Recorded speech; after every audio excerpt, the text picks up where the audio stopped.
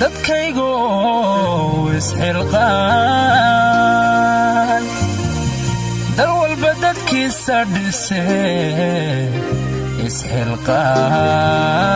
isxilqaan dalkan yaale inagaale hada dalkan yaale inagaale dadkiisa dhise muwaadinu isxilqaan dadkaygu isxilqaan dal walba dadkiisa dhise isxilqaan dalkan yaale inagaale hada dalkan yaale inagaale dadkiisa dhise muwaadinu isxilqaan dadkaygu isxilqaan dal walba dadkiisa dhise isxilqaan dalkan yaale inagaale hada dalkan yaale inagaale dadkiisa dhise muwaadinu isxilqaan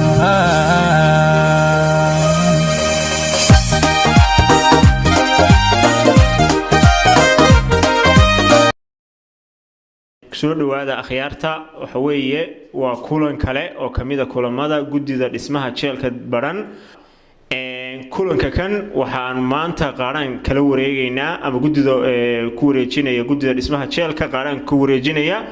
qayb kamid ah ganacsatada gobolka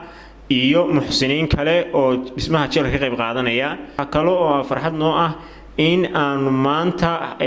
aan ugu bishaareeno bulshada in jeelku bilaabmi doono xilliga ugu dhaqsaha badan barnaamijka ololaha jeelku wuxuu ka soo bilaabmay olole bulshadu sameysay oo ku dhisan isxilqaan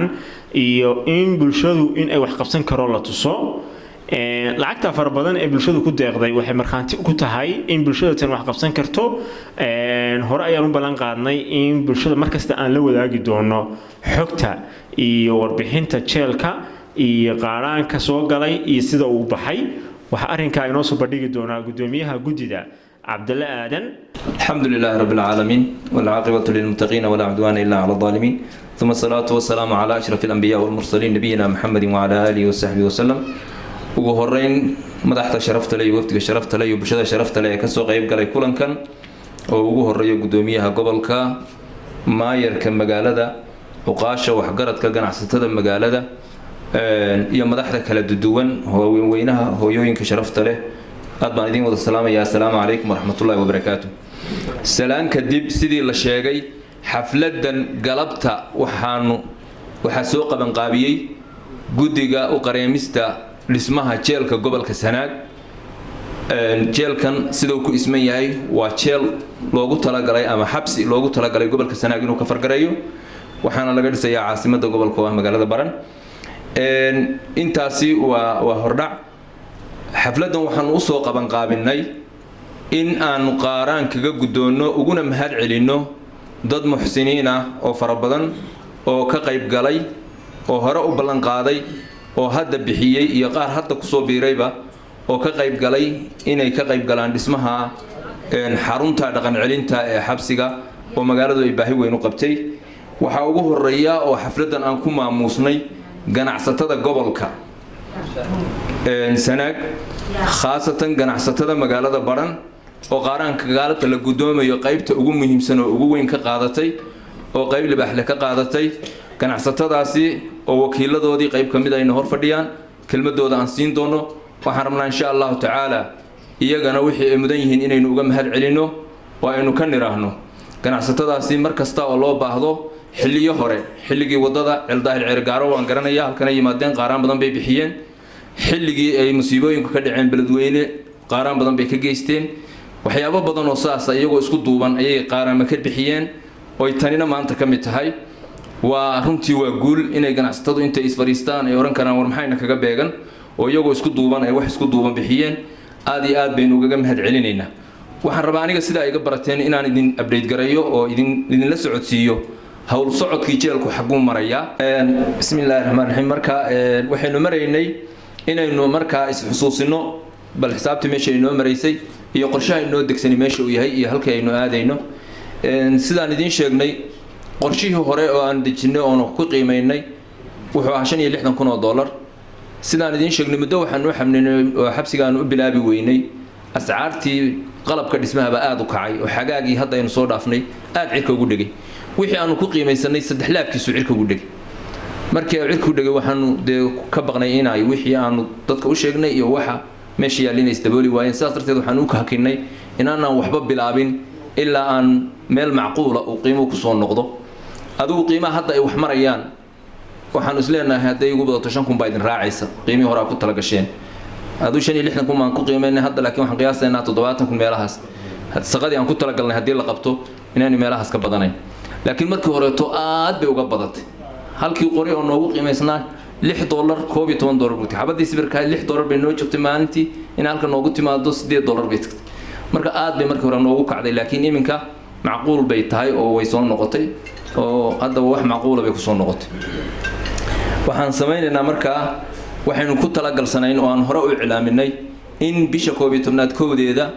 oo ahayd hadda 2 cisho ka hor ay ahayd ballantu sidaan ballan qaadnay inaan bilowno oo xabsigii la bilaabo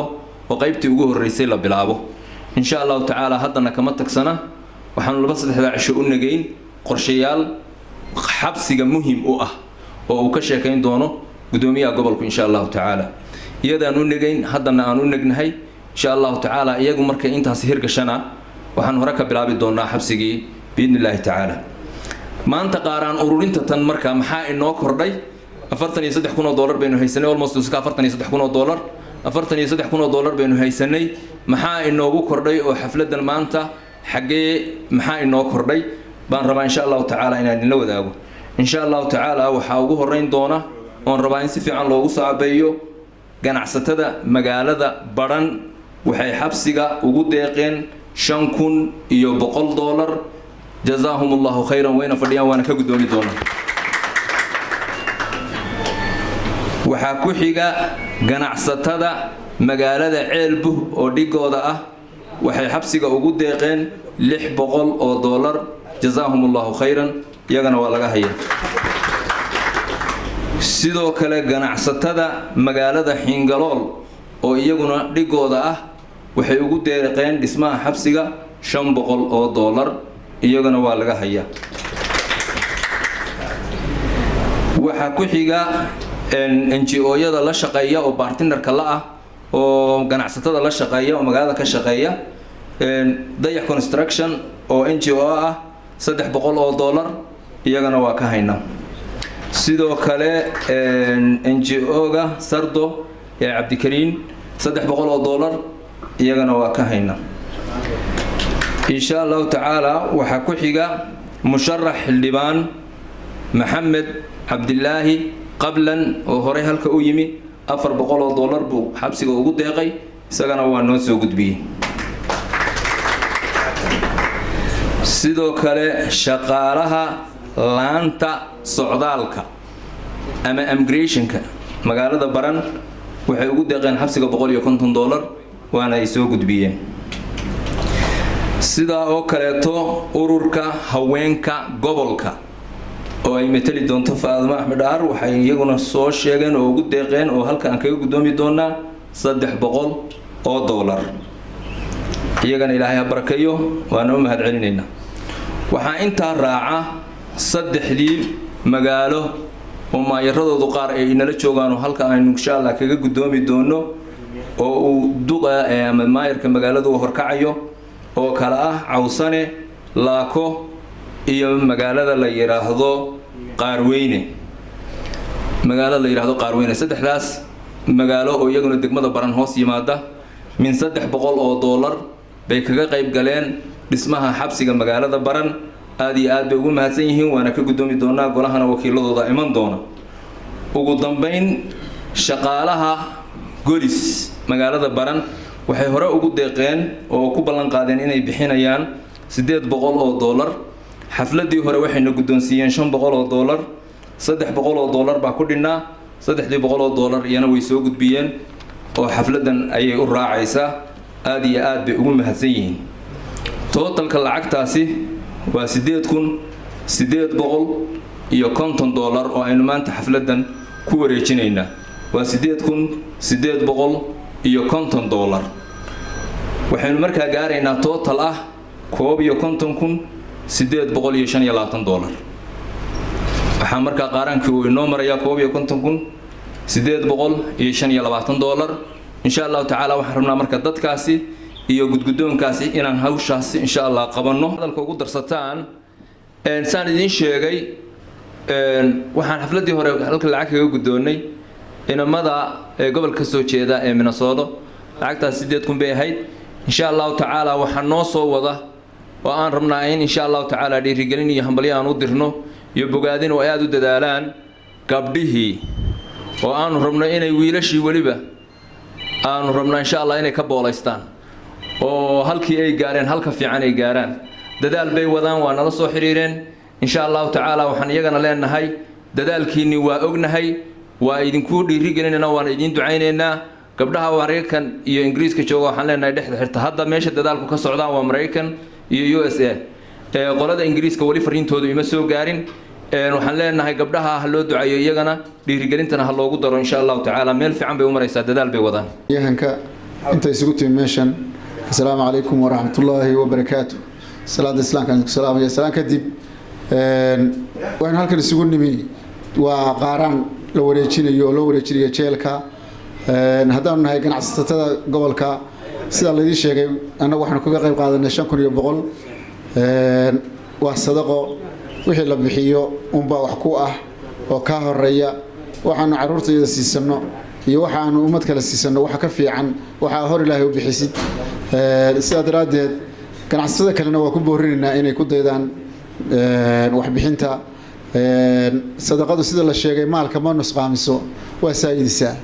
marka insha Allah tacaala aad ha loogu talagalo in wax la bixiyo siba waxyaalaha muhiimka ah oo kamid yahay jeelku in aad looga qayb qaato waa muhiim laba tartan baa jiray oo tartan waxaynu kula jiray maamulka Puntland waxay noo dhisayeen maxkamadii iyo stationkii waa la dhameeyay inaga teeni wali 50,000 bay maraysaa marka aad bay waxaan nahaynayno dalayna ka dheerayo waxa la rabaa inaynu inagu mar hore hawsha qabanno sida daraadeed intay maqlaysa oo halkan fadhida iyo intay maqli doontaaba waxaan ka codsanaynaa inay hawsha wixii ka dhiman soo buuxiyaan sababta ku tahay wax mar haddii shir lagu qaybsado waa lagu ceeboobaa ceebta in la iska ilaaliyo waa fiican marka jazaakumullahu khayran inta ka soo bixisay wax oo soo bixisay ama ha badnaato ama ha yaraatee waa sadaqo ninkii 100 bixiyay ninkii 200 bixiyay waa wax uu ka horeeyo oo aakhira ku jira waxyaalaha daruuriga ah ka mid yihiin amniga wax lagu bixiyaa salaanka bacdi anagu ku hadlaya Ismaaciil Neyga horeeyay ganacsatada bixisay lacagtan yar oo ku wareejisay gudida jeelka iyo maamulka gobolka iyo degmada waa lacag yar wax weyn ma aha laakiin insha Allah waxaan dhiirigelin noqonaysaa inay dadku soo dhiiradaan oo wax bixin karaan marka insha Allah hadalku waqtigu iska gaaban yahay mana aan dheeraynayo aad iyo aad baan idinku mahad celinayaa dhammaantiin inta leegtihiin waana mahadsantiin qof kasta wax bixiyana isagu ba wixii iskale oo maanta xasanaadka loo saariyaa mana aha wax qofka lagu khasbayo mana aha laakiin qofku wax fiican wuxuu la baxayo inuu la baxo gudida marka insha Allah waxaan idin rajaynayaa inaad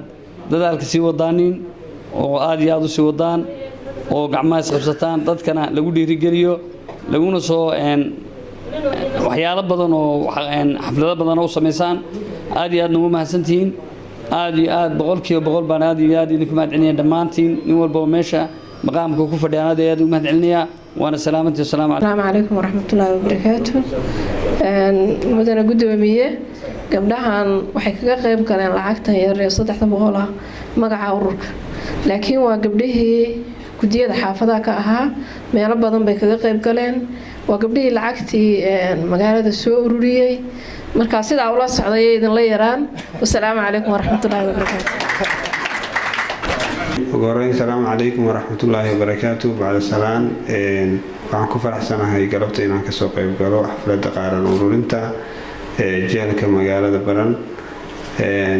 anagoo ah deegaanka Cawsane waxaan ugu deeqnay ama ku tabarucnay lacag dhan $300 runtii aad iyo aad baan u bogaadinaynaa gudida dhismaha jeelka iyo howlwadeennadiisa waan ku faraxsanahay inaan ka qayb qaadano mar labaad iyo mar saddexaadba insha Allah ta'ala waxaan leenahay jazaakumullahu khayr jazaa dhammaan waxaan salka ka salaamayaa maayirka magaalada gudoomiye barasaabka gudoomiyaha maxkamadda gudiga qaaran ururta jeelka dhismaha jeelka Baramood marti sharafka kale bahda saxaafadda culimada diinka dhammaan waxaan ku salaamayaa salaata islaamka السلام عليكم ورحمة الله وبركاته انت كدب waxaan halkan kaga qayb galay anagu hadaan nahay reer qaarweyne qaaraan uruntii wixii awoodeeda ahaa oo halka laga magacaabay qaaraan uruntaana anagu hadan baawarkeedu la soo gaaray wixii dambe oo nolol ka baahdana diyaar baan u nahay hadana awoodeedii intaas ay noqotay jeelkuna waxa weey waa wax muhiim u ah deegaanka isku tashi iyo iska wax u qabso labaduba waa laba kelmadood oo isku macnaa waagu hore iska wax u qabso baa la oran jiray muruq dhismaha bay ahayd muruqa wax lagu dhiso markaa bay ahayd laakiin hadda jeebka wax laga dhisayaa marka dhammaan waxaan halkan uga mahadcelinayaa dadkii qaaraan urunta laga gudoomay iyo dadka ku hawlan dhismaha gaar ahaan gudida jeelka qaaran uruntiisa ku hawlan waxaan leeyahay waa inaad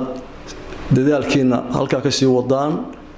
dadkana waxaan ku bogaadinaynaa mid maqan mid jooga mid qurba joogaba inay ka soo qayb galaan dhismaha jeelka hadalku waa hawshu iyo ujeedadu waa inta laga soo sheekeeyay waana iska dhan tahay waxaan ku boorinayaa inay tahay hawlka madaalaan wali waa hogadii inay qaaraanka 3 meelood yihiin oo 2 meelood la hayo meel maqan tahay iyadoo ayna waliba garanaya wax dib kaga soo bixi doona inta hadda la qonteeyay 3 meelood weeye hawshana dadka u taalaa oo laga sugayaa waa dadka madaqada u dhashay dad kale maaha aha dibad ha jireen oo dal ha joogeen marka waxaan leeyahay insha Allah hala dadaalo oo aynu sanadka cusub iyo inoo ku dhamaan jeelkeena isagoo qawiye ah aynu dhamaysano jeelka oo dhisano ganacsatada iyo tuulooyinka lacagta laga gudoomay ururka haweenka degmada Baran dhamaan waxaan leeyahay jazaakumullahu khayran jazaa waxa la baxdeen waa waxa idinku meel sii dhigateen ilaahay haydin barakeeyo qolada ganacsiga haysta ganacsiga haydin barakoobo wali hawshii waa idinku sii dawladda idinkama dhamaan dhammaan waxaan leeyahay xilliguna waa xilli habeen oo xilli hadar wax kasta oo laga hadli lahaa lagaba gaarsiin karo ma cid kasta hadal go'aanaysa lagama gaarsiin karo waxaan leeyahay ana asaatiyo guurti maamuliyo wax gaarad in dheer gaaradkii markay aad wada hadleen oo qaranka aan ururino arrinkiina soo ma noqon gacan idin taagnay garabkiina laha galo oo haydin barakeeyo qaadirow ilaahay intaasaan kaga baxaysaa jazakumullahu khayran waxa kaloo muhiim ah in aan insha Allah taala maamulkii iyo dawladda oo jooga iyo odayaashii iyo bulshada qaybaheeda kale aanu halka ka qirro in lacagta faraha badan ee dadku nagu aamineen aan jeclaysanayno in meeshii loogu talagalay ay ku baxdo laakiin waxa ka sii muhiimsan waxa weeye in uu jeelku shaqeeyo in jeelka la dhiso muhiim maaha laakiin waxa ah in lacagta wixii loo geliyay laga helo hadalka waxaan siinaynaa odayaasha waxa waqtiga kooban waxaana ku filan salaanta islaamka assalaamu calaykum waraxmatullaahi wabarakaatu runtii waa arrin wanaagsan ee sharaf leh maanta meeshay marayso isxilqaankii gobolku isu xilqaamay inuu jeelka dhiso. waxa la yidhi waxa barwaaqadana waa la kala qaadaa oo waa la isbaraa. dhaqan wanaagsan, dhaqanka wanaagsan haddaa ummad la deristid dhaqan wanaagsan ama meel barwaaqaa ku nool waa la kala qaadaa. waxaa muuqata badhani inay fahantay haba waqti dambeba ha ku baraarugto, laakiin inaynu garannay mushtarigu kaalintay lahaayeen iyo tallaabadii ku habboonayd iyo qurbo joogteeda iyo daljoogteeduba maanta wax hore oo ina ka daahay inaynu aad u fahannay. oo ugu hambalyaynaynaa gabdhaha soo wada, oo ugu hambalyaynaynaa wiilasha hore u keenay, waa u hambalyaynaynaa gabdhaha. cid walbana markayna soo gaadho waa u ducayn doonaa. waxaan leenahay Ismaaciil wuxuu sheegay in baraarujintii ugu horeysay maamulku lahaa, khayr Allah siiyo, way jirtay, laakiin hay'aduhu waxay bixiyaan iyo waxa maamulka waa la dhisaa, laakiin waxbaa lagu yeeshaaba, waana inoo dhismeen. laakiin aad markayna baraarujiyeen teenna waxaynu ku rajo weynahay inay idinkoo jeebka ku haysaa ay dhisanto oo aan waxbaba lagu yeelan. waxaa kaloo sharaf noo ah oo bogaadin noo ah Cabdalla sheegay in la bilaabayo oo aanay noqonayn mashruuciyadan mashruuciyo ka horeeyay. waa muddo way isweydiinayna bahasha ma la sugayaa, ma intii bay ka badanaysaa, maxaa weli dhiman. iyana waa guul. iyana haddii aad bilaabaysaan wax badnimo dhinna, inta dambena dib baan kaga kordhinaynaa. iyagana waa gartoodo haddii la bilaabo waxaa dhici karta in la yidhaahdo tolow bahashi way isu dhammaato la bilow oo inta dambe ku goodo. taana waxaanu leenahay ha lala xisaabtamo, laakiin yaan xagga dambe laga jarin. aan samayno sidaynu ula habayn lahayn. waxaana runa oo xaqiiqadu ay tahay jeelku in lagu shaqeeyo, inaynu helo boroseeskiisii inta qorshahaasi socdo la baadi doono cidda ku habboon iyo cidda xaq u lihi ay raadiso ciidankeedii iyo qaabkeedii iyo agabkeedii iyo waa inoo muuqataa oo lacagteedii gacantaynu ku haynaa. laakiin aqal meel laga taagaado waxa mataro hoosta laga furfuranaya haddii aan ciidankeedii iyo qaabkeedii iyo waxeedii agabkeedii loo dhammaystirin. lagumana aamini karayo cid dhaqan celisa iyo cid lagu xidho. laakiin waxaan rajaynaynaa in wayna maqlayaan, waa joogaan, waa in loo hawlgalo cidda ku shaqo leh. alxamdulilah rabbil caalamiin wabihi nastaciinu calaa umuuri diya wadiin. wasala allaahuma calaa sayidina moxamed wacalaa aalihi wasaxbihi wasalam. gudoomiyaha gobolka, gudoomiyaha maxkamadda darajada koowaad, guddida dhismaha jeelka, ganacsatada magaalada Baran, xildhibaanada golaha deegaanka, guddida xaafadaha magaalada Baran, odayaasha iyo khiyaarta, maamulaha cashuuraha labada gobol, cashuuraha bariga labada gobol, saxaafadda, dhammaan inta xafladan ka soo qayb gashay waxaan ku salaamayaa salaanta islaamka. assalaamu calaykum waraxmatullahi wabarakaatu. salaan kadib, sidaa la sheegay xafladan waa xaflad qaaraan wareejin dhismaha jeelka oo muddo dheer oo ilaa 6 bilood ay soo socotay ururinta iyo maaragtay qaaraanka jeelka, dhismaha jeelka, oo runtii aan isleenahay maanta meeshii loo socday buu gaaray. waxaan rabaa inaan halka uga mahad celiyo marka hore guddida jeelka oo muddadaas taariikhdaas ilaa 6 bilood gaaraysa u taagnaa danahooda u dhigay inay maaragtay dhismaha jeelka hirgeliyaan, shaqada loo idmaday maaragtay meel gaarsiiyaan. aad iyo aad baan rabaa inaan ugu mahad celiyo boqolkiiba boqol. waxaan kaloo rabaa inaan u mahad celiyo ganacsatada magaalada qaar ka mid ah ama gobolka Sanaag, magaalada Baran iyo magaalooyin kale oo gobolka ka tirsan oo iyaguna maanta halka qaaraan ku wareejinaya. iyagana waxaan rabaa inaan u mahad celiyo. jazakallahu khayr baan leenahay, miisaanka xasanaadka Allah idin saaro. waxaan kaloo rabaa oo iyana qayb ka ah qaaraan wareejinta xafladda tuulooyin ka mid ah tuulooyinka hoos yimaada magaalada Baran oo gudoomiyaashoodii ay nala joogaan insha Allah, iyaguna ay qayb ka noqon doonaan qaaraan wareejinta. iyagana aad iyo aad baan ugu mahad celinaynaa. waxaan rabnaa insha Allah bulshada reer Baran inay maaragtay ku dhiiradaan inay wax qabsan karaan jeelkaas oo lagu qiimeeyay lacag gaaraysa 70,000 maantana insha Allah saan rajaynayno uu taagan yahay gebagebo halkaa waxay ku tusaysaa bulshada isku tashigeedu inuu runtii wax badan la qaban karo aad baan rabnaa inaan ugu mahad celinno dadkii ka soo shaqeeyay iyo dadkii bixiyay xaafadaha guddida xaafadaha magaalada bulshada magaalada ganacsatada dhammaan inta maaragtay tuulooyinka inta ka qayb qaadatay waxaan rabnaa inaan halka uga mahad celinno inta kalena insha Allah waxaan rabnaa inay ku daydaan inay maaragtay sida dadkaas uga qayb galeen maaragtay uga qayb galaan inay insha Allah iyaguna aan ku soo biiraan ma dhowo oo runtii uu sii socon doonaa ma xafladii ugu dambeysay xafladii lixaad weeye maanta intii uu jeelku dhisuhu socday xaflada kalena insha Allah dad muxsiniin ay maaragtay ku wareejin doonaan qaaraan baharsan mansabka ay ku fadhido waan ku salaamayaa assalaamu calaykum waraxmatullaahi wabarakaatu